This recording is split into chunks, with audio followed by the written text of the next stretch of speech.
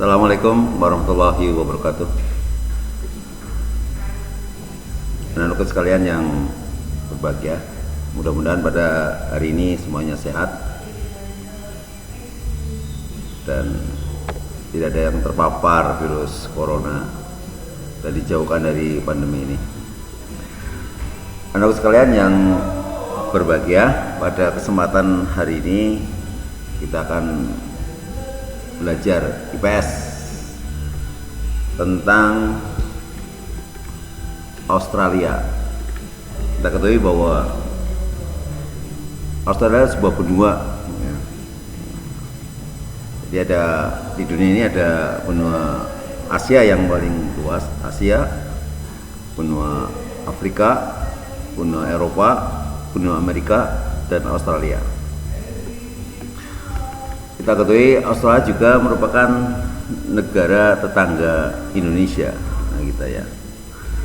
yang berdekatan dengan wilayah di Pulau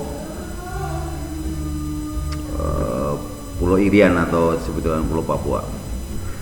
Wilayah Australia berada secara astronomis itu di lintang tropis antara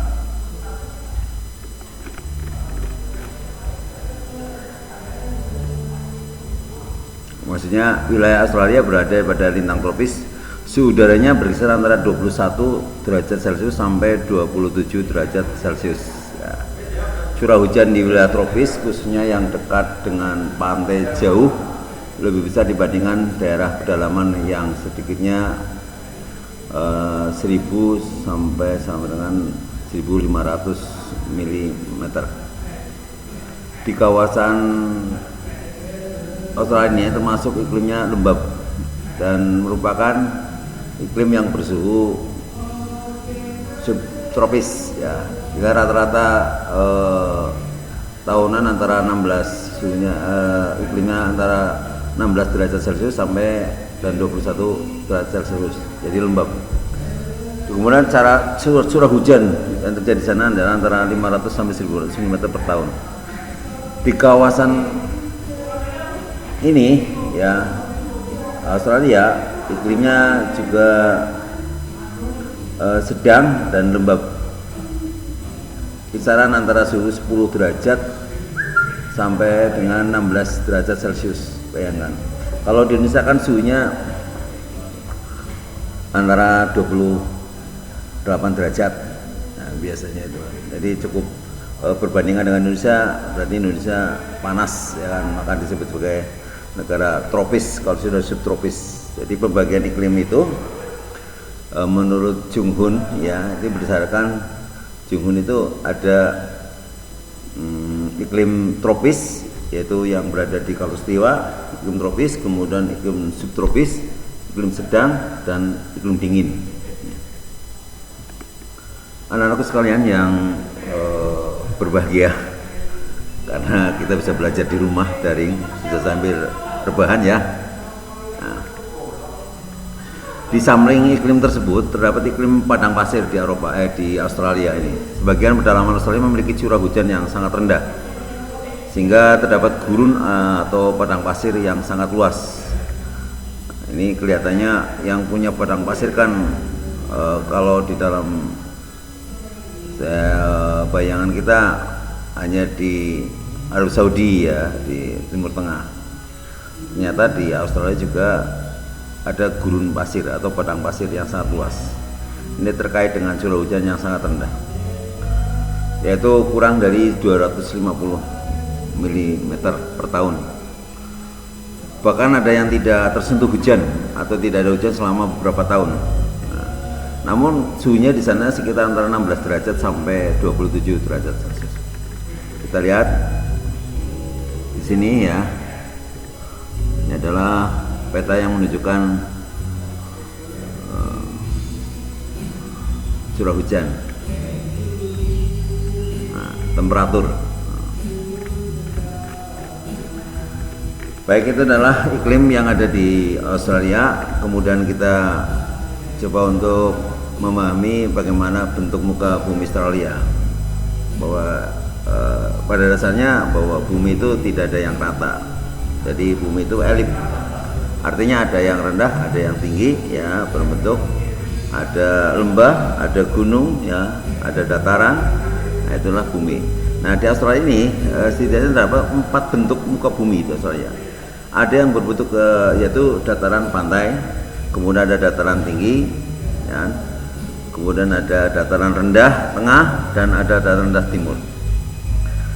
Dan plato. Plato itu adalah dataran yang berada di ketinggian.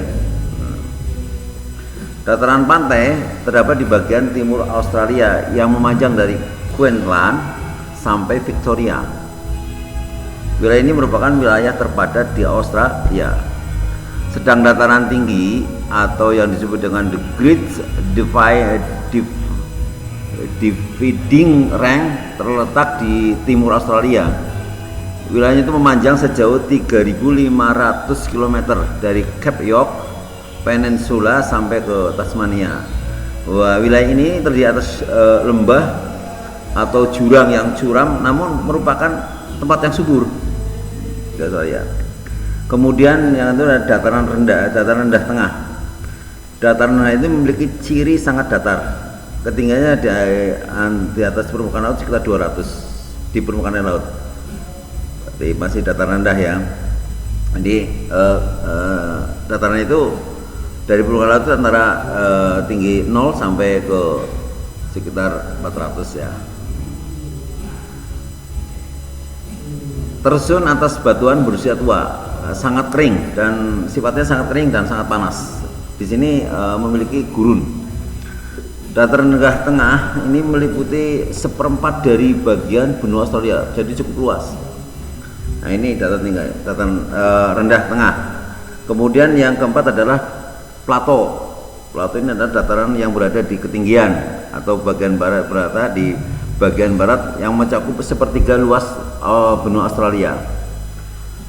Tentu kondisi iklimnya sangat kering dan semi kering serta tersusun oleh batuan beku purba dan batuan metamorf. Jadi bahwa bentuk muka bumi Australia ini ada dibagi menjadi 4 bagian, yaitu dataran tinggi ya, timur atau Eastern Highland, kemudian dataran pantai, ya, dataran rendah, dan plato. Kemudian adapun kondisi geologi, ya, geologi kondisi yang berada di secara geologi ya di dasar kandungan daripada tanahnya. Australia memiliki sejumlah potensi sumber daya alam seperti minyak, jadi ada minyak dan gas. Kemudian juga memiliki boksit, ada batu bara, biji besi, intan, aluminium, tembaga, emas, mangan, litium, biji mangan, fosfat, nikel, vanadium, zain, perak, dan uranium. Jadi cukup kaya sumber daya alam di Australia. Seperti produksi batu bara Australia itu merupakan produksi yang terbesar, kedua setelah Republik Guinea ya, dan urutan kelima di dunia sebagai produsen aluminium. Luar biasa.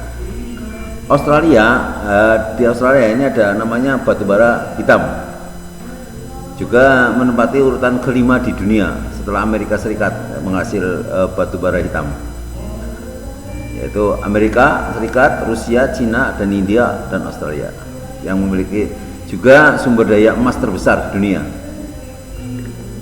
Jadi secara geologi sumber daya alam di Australia itu sangat kaya ya kan, akan sumber daya alam mineral ya.